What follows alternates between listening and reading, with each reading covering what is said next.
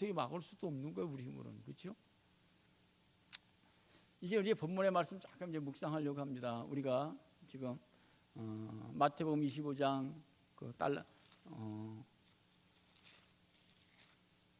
천국의 비유를 이야기하면서 세 번째 우리가 말씀을 나눴고요.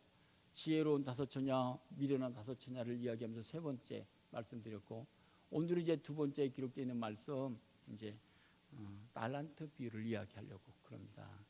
여러분이 잘 알고 있는 거예요. 이 말씀은 우리가 주일학교 때 어린이들 달란트 시장을 많이 했거든요. 달란트 시장. 그래서 뭐 사고 뭐 하기면 퀴즈 맞히고 귀하면 달란트 줘갖고선 재밌게 했던 그 시간들이 있었죠. 근데 오늘 이제 본문의 말씀을 보면서 이 말씀을 하게 된 동기가 우리가 사도행전을 계속 보다가 사도행전에 있는 말씀 하면서 이제 계속해서 연결되어지는 건데, 사도행전 24장 16절에 보면 이런 말씀이 있어요. 이것으로 말미암아 나도 하나님과 사람에 대해 항상 양심에 꺼림이 없기를 힘쓰라다. 그러니까 사도 바울의 신앙은 하나님과 사람 앞에 꺼리낌이 없도록 부끄럼 없이 신앙생활을 하고 싶다. 사도 바울이에요. 그래서 그의 모든 삶의 영역 속에 하나님과 사람 앞에서 부끄럼 없이 신앙생활을 하려고 복음을 전파하고 외쳤던 사실을 알 수 있어요. 그래서 사도 바울이 또 9장에 보면 이런 말씀이 기록됐어요. 로마서에 내가 그리스도 안에서 참말을 하고 거짓말을 아니하노라. 나에게 큰 근심이 있는 것과 마음에 그치지 않는 고통이 있는 것을 내 양심의 성령 안에서 나와 더불어 증언한다. 그러니까 사도 바울이 뭡니까? 복음을 증거하려고 하는데 내 속에는 참말을 증거해야 되는데 참말을 증거하지 못할 때가 있다. 너무 괴롭다. 이게 그런 말씀이에요, 바울도. 그렇죠? 참말을 증거하고 복음을 증거해야 되는데 모든 사람들이 믿어주지 않고 외면하고 왕따시키고 너무너무 힘들다. 하여튼 그런 말씀이 본문 속에 내 양심이 성령 안에서 나와 더불어 언제나 영적인 싸움에서 언제나 고민하고 갈등하고 있다고 하는 사실이죠. 오늘의 교회 현대 목사들이 어떨까요? 복음을 증거한다고 말씀을 증거하면서 참 복음을 성경 그대로 증거해야 되겠는데 그러지 못하는 고민 갈등들이 있을까 없을까요? 너무 많다고 생각해요. 너무 많다. 오늘도 이제 본문의 말씀도 그 중에 하나예요. 그 성경 말씀대로 증거한다. 그러면 어떻게 해요? 너무 부담되고 힘들고 뭐 그런 소리를 많이 하잖아요. 그러니까 사도 바울도 이런 고민이 있었던 거예요. 그렇죠? 그러면서 오늘 본문의 말씀 이제 들어가면 14절부터 어떤 사람이 타국에 갈 때 종들을 불러 자기 소유. 어떤 사람이라고 하는 것은 몇 절이죠? 19절부터는 주인을 이야기하고 있어요. 이 주인은 우리가 성경에 보면 예수님이라고 표현할 수 있고 하나님 그렇게 표현할 수 있대요. 어떤 주인이 타국에 갈 때 종들을 불러 자기 소유를 다 맡기면서 그 재능대로 이 사람 보니까 좀 실력이 있고 능력이 있네. 너는 5달란트. 이 사람은 2달란트. 1달란트를 맡기고 갔다는 거죠. 그러고 나서 갔는데 5달란트 맡은 사람은 받자마자 바로 가서 열심히 생활 현장 속에서 열심히 일해서 5달란트를 남겼고 또 2달란트도 그 주인이 주신 달란트를 받자마자 생활 현장에 가서 또 열심히 일해서 2달란트를 남겼고 1달란트는 왜 나는 1달란트 받지? 차별하는 거야? 왜 그래? 주인이 정말 기분 나쁘네. 그래서 어떻게 해요? 받자마자 땅에 묻어뒀다는 거죠. 그래서 보세요. 오늘 본문의 말씀 보면 이렇게 말합니다. 19절을 다시 보시면 아주 중요한 말씀이에요. 오랜 후에 그 종들이 주인이 돌아와 그들과 함께 결산할 때라고 말씀하고 있어요. 오랜 후가 뭐냐? 오랜 후라고 하는 것은 뭐 5년 될 수 있고 10년 될 수 있고 그렇죠? 20년, 30년. 그러니까 우리 여러분 이 말씀을요 신앙의 관점에서 한번 생각해보고 여러분의 일생을 생각해봐. 하나님께서 우리에게 달란트를 다 주셨어. 다 주셨는데 어떤 사람은 그 달란트 주신 대로 열심히 일해. 열심히 땀 흘리고 수고하고 해서 주신 대로 배나 남기고 어떤 사람은 배로 두려 남기고 근데 어떤 사람은 하나도 남기지 않고 그냥 묻어뒀다는 거예요.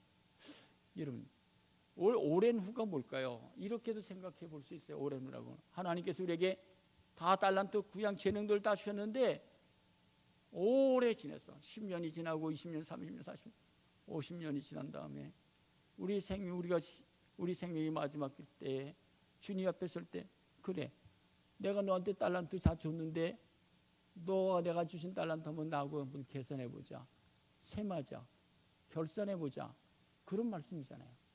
우리가 다 주님 앞에 서야 될 그런 시간들이 있잖아요. 그럴 때 내가 너한테 달란트 줬는데 한번 계산해봐. 어떻게 너 인생을 살았어? 어떻게 무엇을 했지? 그런 말씀이잖아요. 그렇죠? 적용할 수 있는 그런 말씀이에요.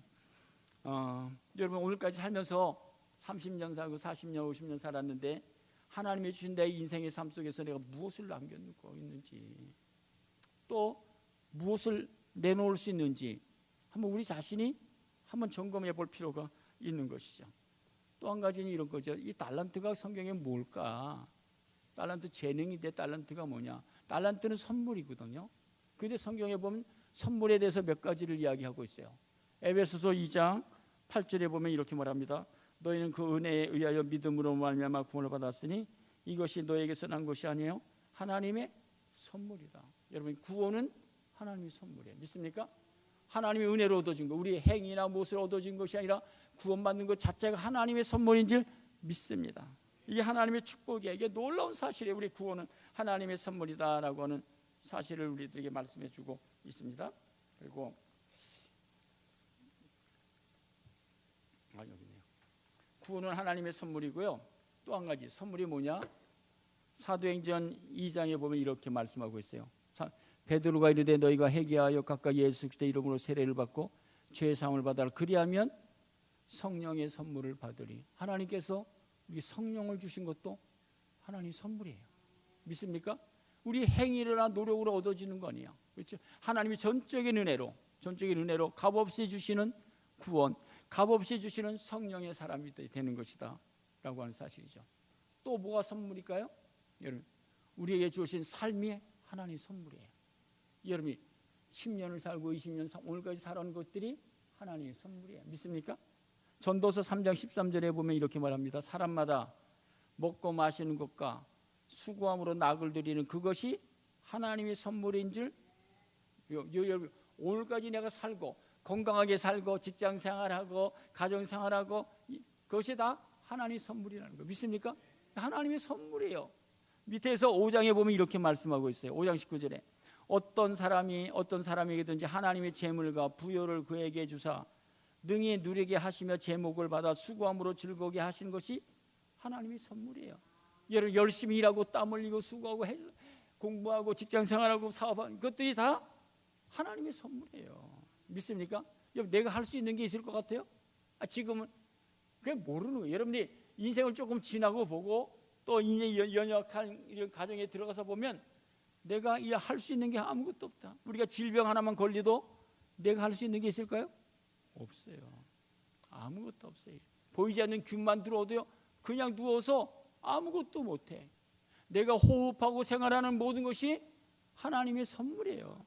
우리가 누리는 모든 것이 우리의 삶 자체가 하나님의 선물이에요. 우리는 인간이 자랑할 게 아무것도 없어. 내세울 게 아무것도 없어요.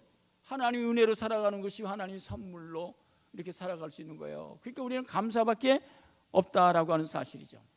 이제 오늘 본문에 들어가서 또한 선물이 뭡니까? 야고보서 1장 7절에 보면 이렇게 말해요. 한번 같이 읽겠습니다. 이것도 중요한 오늘 본문의 말씀이니까요. 같이 읽겠습니다. 시작.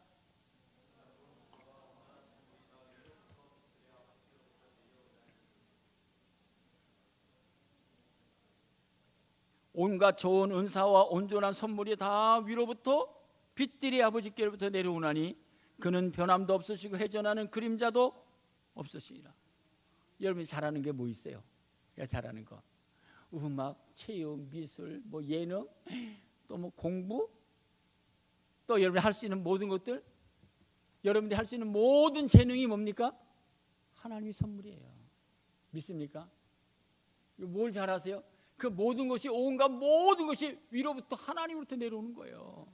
하나님의 주신 것이다 라는 것을 잊어서는 안 돼요. 그러니까 인간은 자랑할 게 솔직히 아무것도 없어요. 역시 오늘 본 말씀 속에 이야기하고 있어요. 야, 내가 5달란트, 2달란트, 5달란트 줬어. 내가 너 다 줬어. 네게 아니야. 내가 너에게 준 것이고 맡겨진 것이다. 사도 바울은 그래서 이렇게 표현해요. 에베소서 3장 7절에 보면 이 복음을 위하여 하나님께서 다 주셨군요 라고 생각하면서 이 복음을 위하여 그의 능력의 역사하시는 대로 내게 주신 하나님의 은혜의 선물을 따라 내가 뭐가 됐나? 일꾼이 되었다고. 사도 바울은 하나님의 은혜의 선물을 따라 내가 일꾼, 하나님 나를 이렇게 구원해 주셨고 건강도 하나님의 선물이지요, 은혜지요. 나는 그래서 하나님 일꾼이 되었다라고 고백하고 있어요. 근데 그 일꾼이 하나님께서 사도 바울에 이렇게 가리켜 4장 7절에 보면 우리 각 사람에게 그리스도의 선물의 분량대로 은혜를 주셨다. 하나님, 여러분들 각자 하나님께서 여러분들 창조자잖아요. 하나님이 창조자고 하나님이 여러분들 지으셨고 하나님이 여러분들 주관하시잖아요. 보니까 얘는 5달란트 필요한 것 같아. 2달란트. 그 분량대로 하나님께서 선물로 주셨다라고 하는 말씀이에요. 그럼 여러분 이렇게 생각해요. 오늘 본문의 말씀. 이 문제를 풀려면 보세요. 내 인생의 주인이 누구지? 라고 하는 거예요. 그렇죠? 내 인생의 정말 주인이 이것을 알아야 이 본문의 말씀을 풀 수 있어요. 이 주인이 하나님의 주권적인 간섭 가지고 하나님께서 우리를 창조하시고 이걸 보고 5달란트, 2달란트, 1달란트 주셨다는 거예요. 그러니까 우리의 인생의 주인은 누구죠? 내가 아니에요. 하나님이 내 인생의 주인이세요. 우리를 삶을 하나님께 선물로 주셨어요. 하나님 원하신 대로 우리를 창조하셨고 하나님 원하신 대로 진흙을 빚어서 만들어 주셔서 우리를 사용하시는 거예요. 이렇게죠. 1달란트 받은 사람 불평이 있겠죠. 근데 조금 이렇게 정리해 보면 돼요. 교수가 학생들을 가르칠 때 그렇게 달란트를 보고 어떤 사람이 시험을 보고서는 야, 다 좋다 하고 전부 다 예약점을 주면 그게 교수일까요? 아니잖아요. 실력대로 그 능력대로 A, B, C, D는 점수를 주는 거죠. 이게 교수죠. 하나님께서 우리들을 보시고 창조하시고 그래 1달란트, 2달란트, 5달란트 하나님의 마음대로 하는 것이다 하고 하는 사실을 이야기하고 있어요. 하여튼 오늘 본문의 말씀 속에서 우리가 생각해 하나님께서 우리를 창조하시고 절대 주권 하에서 창조하시고 하나님이 우리의 주인이 되시고 그래서 우리에게 다 선물을 주셨어요. 삶을 선물로 주셨어요. 여러분 인생에 살아가는 삶이 내 마음대로 살아가는 게 하나님께서 주신 선물 안에서 이렇게 풍성한 삶을 누리고 또 살아갈 수 있도록 뭐 주셨다는 거예요? 재능을 주셨어요. 너 인생을 10년, 20년, 30년, 50년 너 인생을 마음대로 살아가라. 네가 하고 싶은 대로 살아라. 그리고 마지막엔 무엇을 하신다는 거죠? 오늘 본문의 말씀 보면 다시 보면 오랜 후에 인생을 50년, 60년, 70년 살고 우리가 주님 앞에 서는 그날의 오랜 후에 주인이 돌아와 그들과 뭘 한다는 거죠? 결산한다는 거예요. 계산한다는 거예요. 세문한다는 거예요. 이게 중요한 사실을 우리가 기억해야 될 말씀이에요. 우리가 다 주님 앞에 서는 그날이 있어요. 그러면 주님 앞에 설 때 계산할 때 여러분 무엇을 남겼을까요? 주님 저는요 30년, 50년 동안 이런 일을 했어요. 내놓는 것. 오늘까지 여러분 오늘 생애 속에서 70에 딱 맞춰갖고 내놓을 게 뭘까? 그런 거잖아요. 예? 한번 계산해보자. 너 누구를 위해서 살았지? 무엇을 위해서 살았지? 그런 거 아니겠어요? 근데 5달란트, 2달란트 받은 사람은 주님 내가 열심히 살아갖고 이 달란트를 남겼습니다. 그러니까 주인이 보시고 그래 너는 네 인생을 정말 잘 살았구나. 한눈 팔지 않고 열심히 충성스러움이 열심히 살았구나. 그런 말씀이잖아요. 그러고서 볼 때 하나님 주인이 내가 내게 좋은 것을 내게 맡기겠다라고 하는 그런 말씀이에요. 여러분 우리 오늘까지 여러분들이 살고 있는 50, 60 그래 넌 오늘까지 내 인생을 정말 잘 살고 있구나. 정말 충성되게 잘 살고 있구나.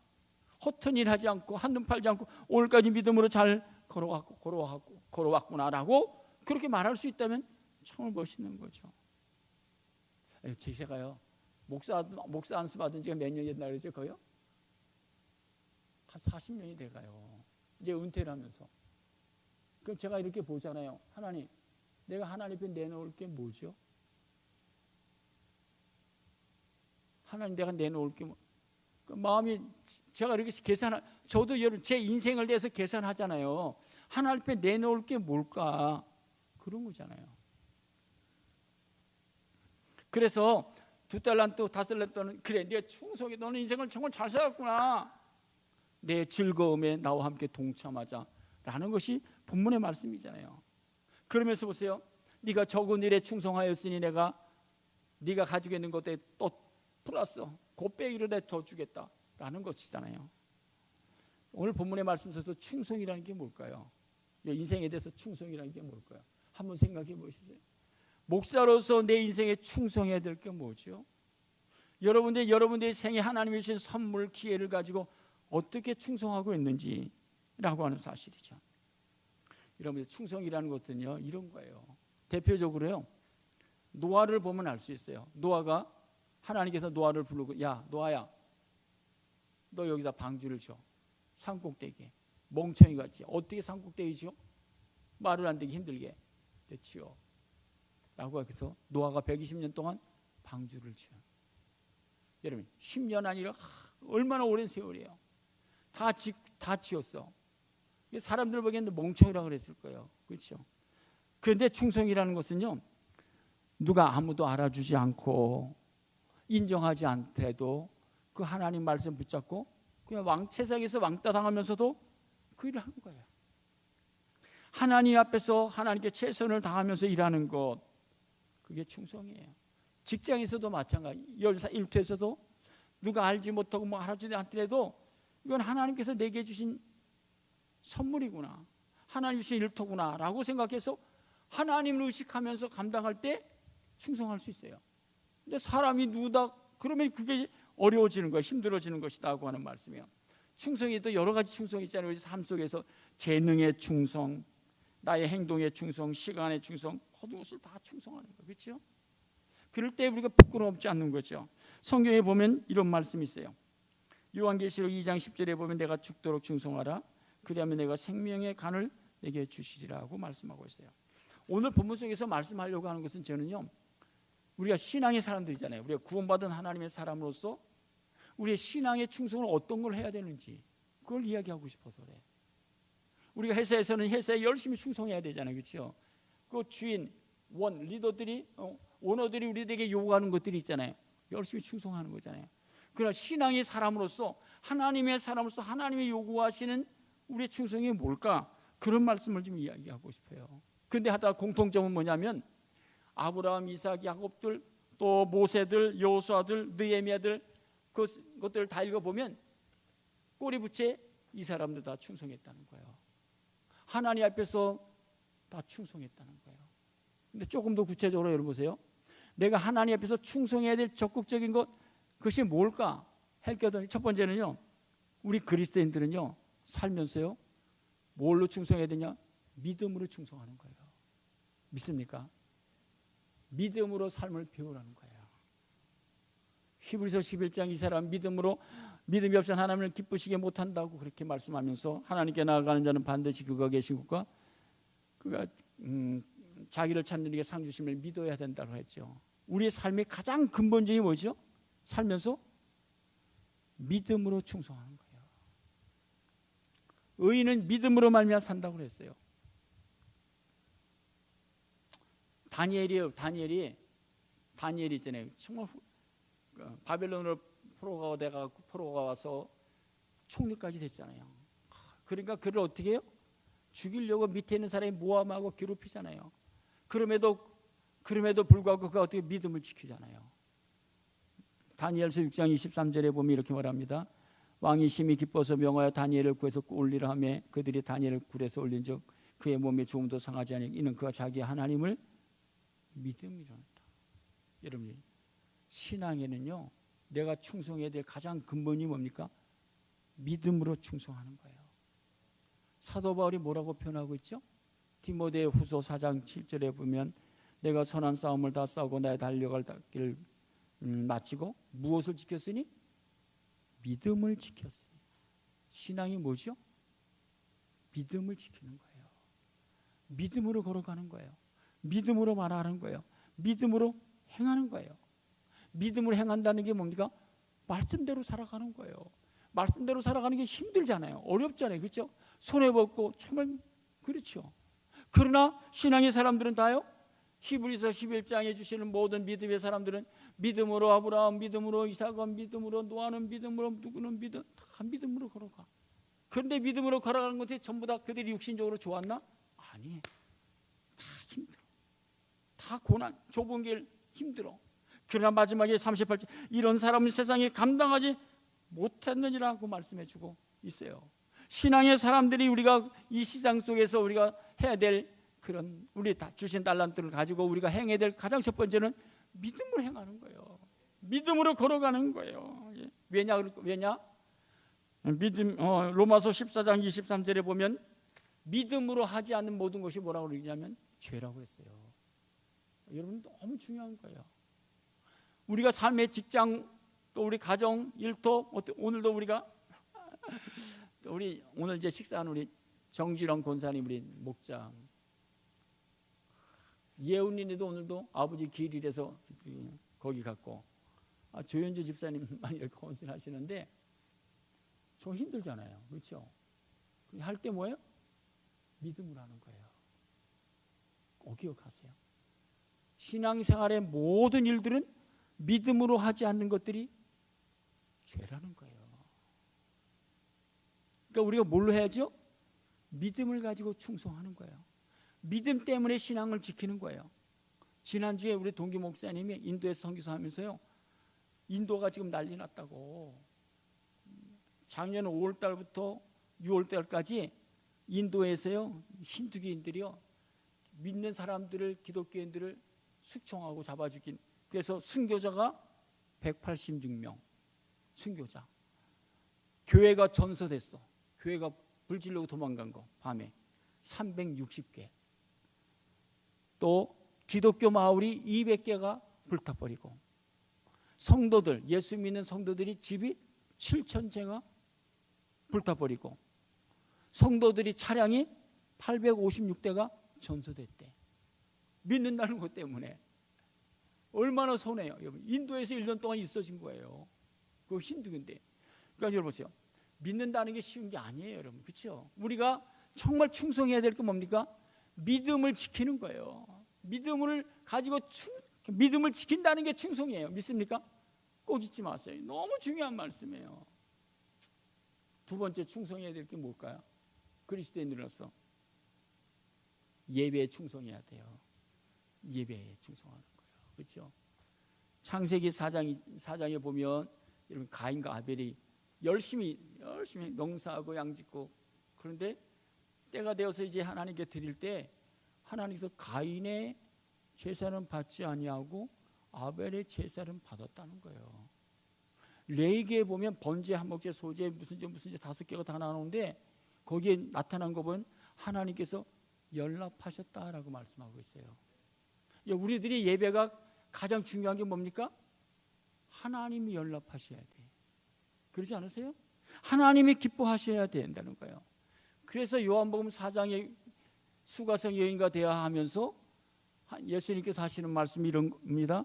아버지께 참되게 예배하는 자들은 영과 진리로 예배할 때 오나니 이때라 아버지께서는 자기의 이렇게 예배하는 자들을 찾으시니라고. 여러분 이 시대에 누굴 찾을까요? 신령과 진정으로 예배하는 자들을 찾으세요. 여러분 있지 않아요? 그러니까 우리가 무엇에 충성해야죠? 예배 드리는데 충성해야 돼요.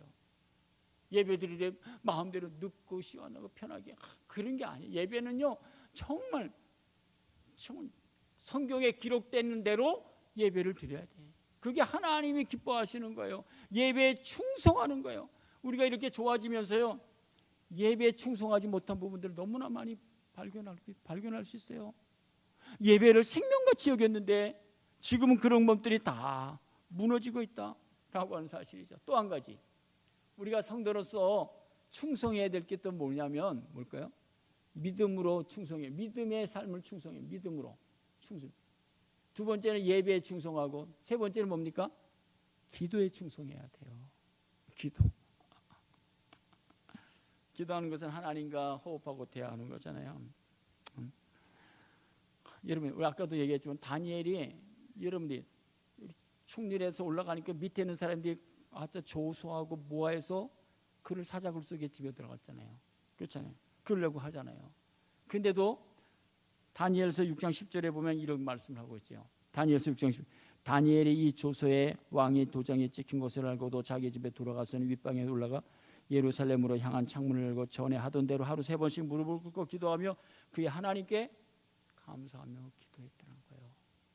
여러분, 우리가 무엇에 충성해야죠? 열을 많이 있지만 신앙의 사람으로서는 기도하는 일에 충성해야 돼요. 기도하는 시간에 충성해야 돼요.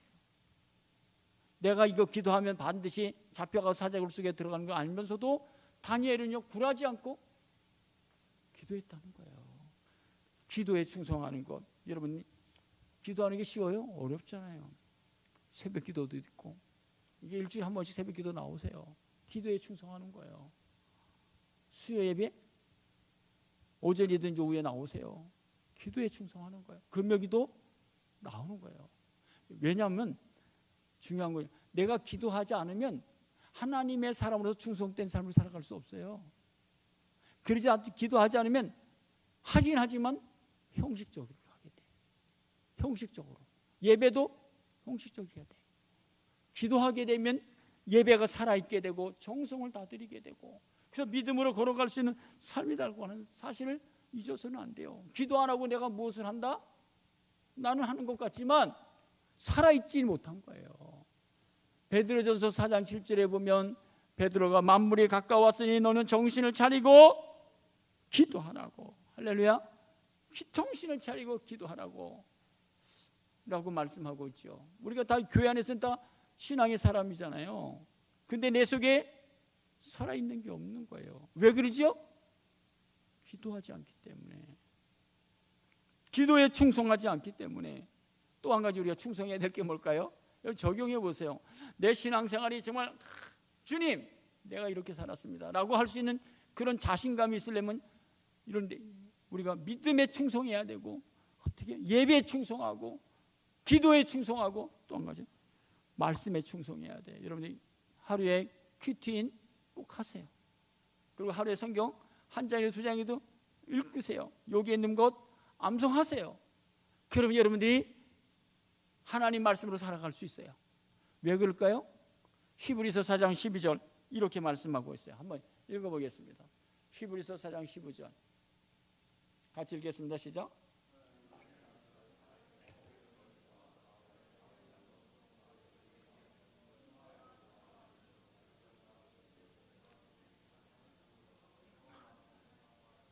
보세요. 하나님 말씀 뭐라고 그랬죠?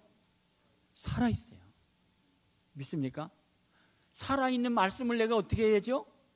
읽고 듣고 먹어야 되는 거예요. 먹고. 그래야지 말씀이 나를, 내 영혼이 살아 움직이는 거예요. 이 말씀을 하나 읽고 보죠. 어떻게 내 신앙이 살아있어요? 생각해 보세요. 예수님께서요 공생이 시작하면서 기도하신데 마귀가 찾아왔어. 사탄이 찾아와서 유혹하는 거죠. 이 돌들로 떡덩이 배고프지? 이 돌들 만들어서 떡을 더 먹으라고. 그럴 때 예수님께서 하시는 말씀이 뭡니까? 마태복음 4장 4절에 보면 예수께서 대답하여 이르시되 사람이 떡으로만 살 것이 아니 하나님 입으로부터 나오는 모든 말씀으로 살 것이라. 말씀을 먹어야 된다니까요. 말씀을 읽어야 된다니까요. 말씀을 들어야 여러분이 말씀대로 살아갈 수 있는 거예요. 근데 말씀을 먹지 않고 그럼 어떻게 살아갈 수 있죠? 하나님 말씀은 살아있다고 그랬잖아요. 여러분이 모든 일로 어려운 일, 힘든 일 있어요? 그럼 여러분이 말씀을 한번 먹어보세요. 읽어보세요. 묵상해보세요. 그 말씀이 어떻게 해요? 살아있다니까요. 한 말씀이 살아있는 것을 체험해야 내 믿음이 살아있게 되는 것이고 생명력이 있는 거 아니겠어요? 오늘 본문의 말씀이에요. 말씀이 살아있는 거야. 말씀에 충성해야 돼요. 여러분 큐티 책도 꼭 보세요. 그리고 하루에 1장, 2장, 석 장에도 꼭 읽으셔야 돼요. 예. 하나님 말씀을 읽고 먹어야 돼. 읽고 듣고 지켜야 먹어야 된다니까요. 이 말씀을 먹어야 여러분들이 말씀대로 살아가게 되는 거예요. 예. 또 한 가지는요. 무엇에 또 충성해야죠? 그리스도인들은요. 전도에 충성하는 거예요. 다니엘서 12장 3절 지혜 있는 자는 궁창의 빛과 같이 빛날 것이요 많은 사람 옳은 대로 돌아오게 하는 자는 별과 같이 영원토록 빛나리라. 마가복음 16장 15절 온천에 다니는 만민에게 복음을 전파. 우리 끝까지요? 복음 전파하면 살아가는 거예요. 옛날에 제가 여기 앵케초 가면서 할 때 인생에 하나님 앞에서 성공하는 사람은 예수님께서 12제자를 부르신 것처럼 12명만 여러분의 평생에 전도하면 여러분 인생은 성공, 별과 같이 빛날 것이다. 그 얘기를 제가 정말 많이 했어요. 내 인생에 하나 영적으로 성공한 사람들, 승리한 사람은 평생에 12명만 전도하도 별과 같이 빛날 것이다 라고 생각, 그때 많이 외쳤죠. 그래서 우리가 어떻게 해야 된다라고 하는 말씀을 했고요. 그러니까 여러분 보세요. 전도에도 충성하는 거예요. 믿습니까? 또 적용할까? 이거 실제적인 거죠. 우리 그리스도인들이 무엇에 더 충성해야 될까요? 또 예배 드리잖아요. 헌금 드리는 것도 충성하는 거예요. 헌금에도. 성경에 보면 다 기록되어 있어요. 그게. 누가복음 21장 1절과 4절에 보면 이렇게 하는, 예수께서 눈을 들어 부자들이 헌금함에 헌금 넣는 것을 보시고 저들은 그 풍족한 데 헌금을 넣었거냐, 이 가부는 가난한 중에서 자기가 생활비 전부를 넣는 것을 보셨다고. 우리가 헌금 드리는 것도, 우리가 11조 성경 구정 전동금 다 하는 거예요. 다 드리는 거예요. 하나님이 보시잖아요. 헌금 드리는 것도 충성하는 거예요. 그렇죠? 1년에 11조금 몇 번이나 드리세요? 12번 다 드리세요? 헌금 드리는 것도 충성하는 거예요. 이게 성경적인 거예요. 고린도서 8장 9절에 보면요, 헌금을 어떻게 드려야 된다는 것은 너무나 자세히 기록되어 있어요. 이건 다 하나님 앞에서 하는 거잖아요. 그렇잖아요. 하나님 앞에서 드리는 주일헌금 어떻게 드려야 돼? 헌금에도 충성하라고 성경을 우리들에게 가르쳐주고 있어요. 인색 한 마음으로 드리지 말라고, 억지로 하지 말라고, 그런 것들은 내가 받지 않겠다고 성경은 그렇게 말하고 있잖아요. 내가 정말 구원받았다고, 하나님의 사람이라고 하면 신뢰라서 하나님께 예물 드리는 것이 기쁠까 안 기쁠까요? 하나님께 드린다고 하는 인식하면 기쁘지 않을까요? 또 우리가 한번 적용하면 오늘 주어진 삶 속에서 성경에 보면 이렇게 또 얘기합니다. 이거는 우리가 일반 사회에서도 마찬가지예요. 적용해. 오늘까지는 우리가 신앙적인 면에서 얘기했고, 또 일반적인 것들은요, 이런 거예요. 사람들이 진실하게 살아가고 정직하게 살아가고 겸손히 살아가는 데 충성해야 돼요. 사회가 너무 어지러운 세상 중에, 어두워진 세상 중에 이렇게 살아가기 때문에 진실하고 정직하고 겸손한 것을 다 잃어버렸어. 큰 소리치고 자랑하고 힘주고 그런 사람들이 승리하는 것 같아. 하나님은 그렇게 생각을 안 했어요. 욥기 1장에 보면 이런 말씀이 있어요. 1장, 우스 땅에 욥이라 불리는 사람이 있었는데 그 사람은 온전하고 정직하고 하나님을 경외하면서 악에서 떠난 자니라. 여호와께서 사탄에게 이르시되 내가 내 종 욥을 위하여 보느냐, 그와 같이 온전하고 정직하고 하나님을 경외하며 악에서 떠난 자가 세상에 없다라고 이야기하고 있어요. 여러분, 오늘 이런 시대를 보면서 세상이 너무 악해져 갖고 정직한 게 아니 악한 게 선으로 이야기하고, 불의와 악하고 그런 것들을 옳다고 하는 시대가 되었어요. 이걸 보면서 이걸 침묵해야 되는 건지 너무 괴로워. 악이고 불이고 불법이고 이거 안 된다는데 그것들이 다 선으로 가장되고 있는 이 시대예요. 너무 가슴 아파요. 여러분, 에베소서 6장 5절과 7절에 보면 이렇게 말합니다. 종들아, 두려워하고 떨며 성실한 마음으로 육체의 상전에게 순종하기를 그리스도에게 하고. 우리가 직장에서 사회에서 행할 때 어떻게 해요? 육체의 상전에게 순종하기를 그리스도에게 하듯 하고, 그렇죠? 겸손하고 낮아지는 거죠. 7절에 기쁜 마음으로 섬기기를 주께 하듯 사람들에게 하지 말라. 여러분, 우리 소자 하나에게도 주께 그리스도에게 하듯 하라고. 그게 겸손이잖아요. 그래서 골로새서 3장 23절에 보면 이런 말씀이죠. 제가 식당에 이렇게 들어갈 때 표시해 놓은 거죠. 한번 읽어보겠습니다. 같이 읽겠습니다. 시작.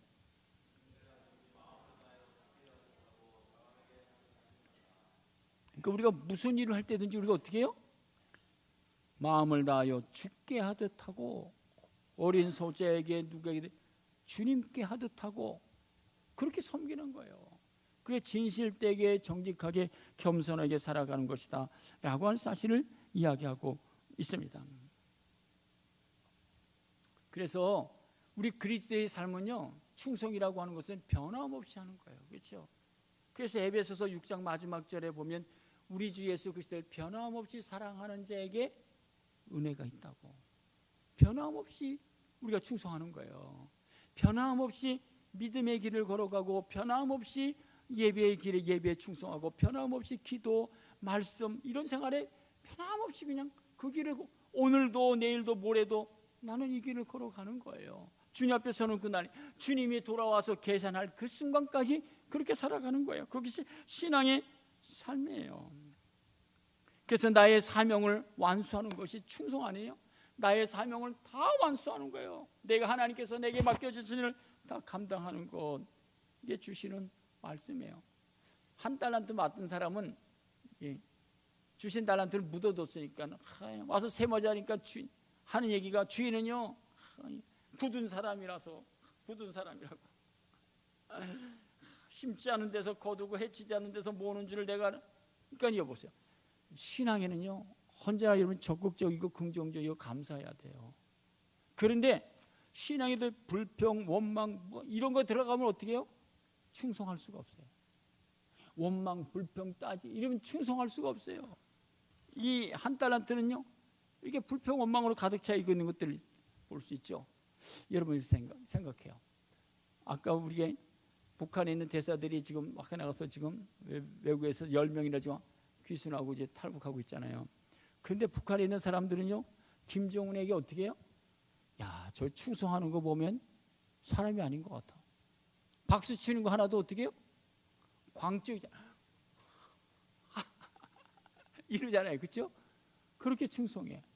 저렇게 무지하고 그렇게 정말 그걸 보면서 충성하는 거 보면 어떻게 해요? 김정은이가 그게 몇 살이나 됐죠? 김정은이가? 이해가 안 가잖아요. 또 보세요. 우리 이단 종파들 있잖아요. 이단 종파에게도 충성하는 걸 보면 너무 놀라워. 어떻게 그럴 수 있나? 라고 하는 거예요. 그런데 우리는 보세요. 살아계신 하나님 앞에 충성하는 거잖아요. 내가 하나님 앞에서 살아가는 모든 것이 하나님 앞에서 하는 거잖아요. 하나님 앞에서 하는 것이 하나님께 충성하는 거예요. 전 여러분들이 하는 모든 것들이 하나님께 충성하는 것이라고 알고 그것이 충성된 삶이 되기를 간절히 축복합니다. 여러분이 아까도 서론에 얘기했지만 하나님께서 노아에게 야 너는 방주를 지어 라고 할 때 이렇게 말씀하세요. 그 창세기 6장 14절이에요. 이렇게 말씀 한번 찾아볼게요. 여러분이 순종하는 것들이 누구를 위한 것이냐 이렇게 말씀해요. 같이 읽겠습니다. 너는 고페로 나무로 너를 위하여 방주를 만드되 하나님께서 노아에게 방주를 지을 때 너는 너를 위하여 방주를 지어 라고 할 때 노아가 이해가 됐겠어요? 안 됐어. 하나님 이게 정말 어떻게 이해가 돼요? 그런데 100년이 지나고 120년이 지나고 하나님 말씀대로 홍수가 나고 모든 사람이 다 죽을 때 그렇구나 이것이 나를 위한 것이구나 우리 가족을 위한 것이라고 그때 깨닫게 되는 거예요. 여러분 지금 우리가 순종하고 충성하는 것이 지금 이해가 안 가지만 시간이 지나면 하나님이 나를 위해서 이렇게 한 것이다 라고 깨닫게 되는 거예요. 그것이 신앙의 삶이에요. 그게 충성이라고 하는 사실을 우리들이 기억해야 될 말씀이에요. 우리 수원 중랑 친랑교회 김장한 목사님 있잖아요. 김장한 목사님의 간증이에요. 제가 읽어드릴게요. 저는 10남매 대단하죠. 막내로 찢어지게 가난한 가정에서 태어났습니다. 6.25 때 전에 구두 닦기를 하다가 중학교 3학년 때 미군 중사를 통해 미군 부대 하우스보이를 했습니다. 그 중사의 도움으로 9년간 미국 유학을 가게 되었습니다. 그 중사는 크리스찬은 아니었지만 저를 기독교 학교에 입학시켰습니다. 어느 날 요한복음 3장 16장을 읽으면서 예수를 믿어야 되겠다는 생각이 들었고 고3 때 내 인생의 전환이 되었습니다. 정말 하나님이 나를 이렇게 사랑하는구나. 그렇잖아요. 여기 와서 구두닦기 하고 정말 그렇게 비참한 그런 가난한 자기가 정말 부름받 미국 군사에 의해서 미국 가서 9년 동안 공부하고 그런 생활하다가 정치가도 가난지 주님을 위해서 살아가야 되겠다는 그런 깨달음이 왔고 그가 거기서 신학 공부를 했어요. 신학 공부하고 이제 목사가 되고 이제 그러고 나서 미국 사람과 결혼했잖아요. 그때 미국 사람하고 결혼할 때 어떻게 된 거예요? 세상 사람들이 인간 취급도 안 했을걸요? 그때 김정한 목사님 한 90은 됐을 것 같아. 그때 여러분 보세요. 미국 여인하고 미국 여자하고 결혼하면 인간 취급도 안 했던 시대예요. 근데 미국 여자 결혼하고 신학 공부하고 한국에 돌아올라갈 때 목사님들 교수한테 물어보니까 야, 너 한국 가면 넌 인간 취급 못 받아. 가지 마라. 그랬다는 거예요. 고민 많이 했어요. 자기 부인은 이제 미국 사람이고. 그런데 또 다른 데 가서 또 물어보니까 야, 너는 뭐 목사가 됐는데 사명을 가졌는데 그런 거 가질 거야? 따져? 한국으로 들어가. 그 말을 듣고 자기 아내를 데리고 한국에 왔다는 거예요. 맨 처음에 왜 어려움이 있겠어요? 그거 있었잖아요. 근데 잘 하고 하여튼 이제 그러면서 이제 교회도 개척하고 중앙주간님들이 하여튼 이제 훌륭한 일 많이 하다가 두 아들이 생겼어. 두 아들이 아버지한테 아빠 제발 아빠는 나를 목사로 만들지 마라. 난 목사 안 될 거니까. 큰 아들에게. 온천 중앙건 침례교회. 그리고 아빠 내가 있는 곳에 우리 학교에 제발 오지 마라. 목사 티 내지 마라. 아들이 그런 거예요. 그땐 지났어. 근데 지나고 보니까 두 아들이 다 목사가 돼 있더라는 거예요. 그리고 하나님의 축복해 주신 것들이 너무 놀랍다는 거예요. 간증하고 있어요. 신앙의 삶의 과정이 지금은 이해가 안 되고 그런 것들이 많이 있지만 지나고 나면 하나님이 이렇게 나를 축복하시고 길을 열어주시고 도와주셨다라고 하는 사실들을 우리들이 깨닫게 돼요. 하나님 말씀에 이런 말씀도 있어요. 히브리서 13장 7절에 보면 하나님 말씀을 너에게 일러주고 너를 인도하던 자들을 생각하며 그들의 행실의 결말을 주의하여 보고 그들의 믿음을 본받으라고. 여러분 신앙의 믿음의 사람들 히브리서 11장에 기록되어 있는 믿음의 사람들이 결말을 좀 보세요. 하나님께서 어떻게 인도하여 하나님 앞에 충성되게 살아간 그들이 어떻게 살아갔는지라고 하는 사실이에요. 여러분이 5달란트 2달란트 받은 분을 충성스럽게 가서 일함으로 그래서 5달란트를 남겼어요. 여러분 오늘까지 살면서 하나님 앞에서 남긴 게 무엇인가 한번 계산해 보세요. 오늘 하나님께서 나에게 세마자 계산하자 할 때 남긴 것이 무엇일까? 라고 생각을 해봐야 되죠. 그렇죠? 그래서 저는요 여러분들이 하나님 앞에 설 때 정말 우리가 이렇게 살면 이렇게 나타나면 안 되잖아요. 보세요. 이런 말씀이 있어요.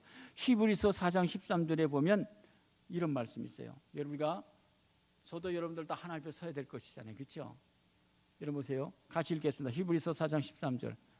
이런 말씀 잊지 마세요. 너무 중요한 말씀이잖아요. 그러니까 우리가 하나님 앞에서 살아가는 거예요. 하나님 앞에서 같이 읽게 지으신 것이 하나도 그 앞에서 나타나지 않음이 없고 우리의 결산을 받으실 이의 눈앞에 만물이 벌거벗은 것 같이. 여러분 우리의 인생이요 하나님께서 결산할 때는요 다 드러나. 모든 것이 다 드러나. 다 샘할 거예요. 인생은 짧아요. 빠르게 지나가요. 그럴 때 어떻게 되죠? 너는 착하고 충성된 종이라고 하는 반열에 쓰고 싶으세요? 너는 악하고 게으르고 무익한 종이다라고 그런 말을 듣고 싶으세요? 어느 것 선택은 내가 하는 거예요. 그렇죠? 사람들 보기에는 바보스럽지만 바보처럼 살아가는 것 같지만 하나님 앞에서 정말 믿음으로 충성하고 예배 시간 예배에 충성하고 기도에 충성하고 그 진실되게 살아가고 그러고 살아가고 결론은 하나님께서 어떻게 해주실까요? 사도 바울께서 마지막에 이렇게 표현해요. 빌립보서 1장 20절 21절 한번 같이 읽겠습니다. 또 같이 읽겠습니다. 나의 간절한 기대와 소망을 따라 아무 일이든지 부끄러워하지 아니하고 지금도 전과 같이 온전히 담대하게 살든지 죽든지 내 몸에서 그리스도가 존귀하게 되려 함이니 이는 내가 사는 것이 그리스도니 죽는 것도 유익함이라. 사도 바울이 마지막 시대에 우리 인생의 결론을 질 때 하나님 내가 사는 것도 그리스도고 죽는 것도 그리스도입니다. 정말 나는 너무 감사합니다. 그런 거 아니에요? 그러면 우리가 주님 앞에 설 때 우리가 우리 경배와 찬양 부른 것처럼 마태복음 13장 43절에 보면 이런 말씀이 있어요. 마지막 결론입니다. 마태복음 13장 43절. 여러분이 잊지 마세요. 저는 여러분이 마지막에 이렇게 좀 되었으면 좋겠어요. 같이 읽겠습니다. 시작. 그때 의인들은 자기 아버지 나라에서, 여러분 우리가 하나님 앞에 정말 충성하다가, 그렇죠? 하나님 앞에 충성돼. 사람 앞에서도 충성해야지만 우리가 하나님 앞에서 충성. 남이 안다 모른다 그런 거 논하지 마세요. 뭐 실망했다, 뭐 상처받고, 우리가 하나님 앞에서 충성하게 살아가고 주님 앞에 서게 되는 날 우리가 어떻게 해요? 해야같이 빛나는 거예요. 저는 여러분들이 주님 앞에 설 때 해야같이 빛나는 그런 반열에 설 수 있는 저도 되고 여러분들이 되길 간절히 축복합니다.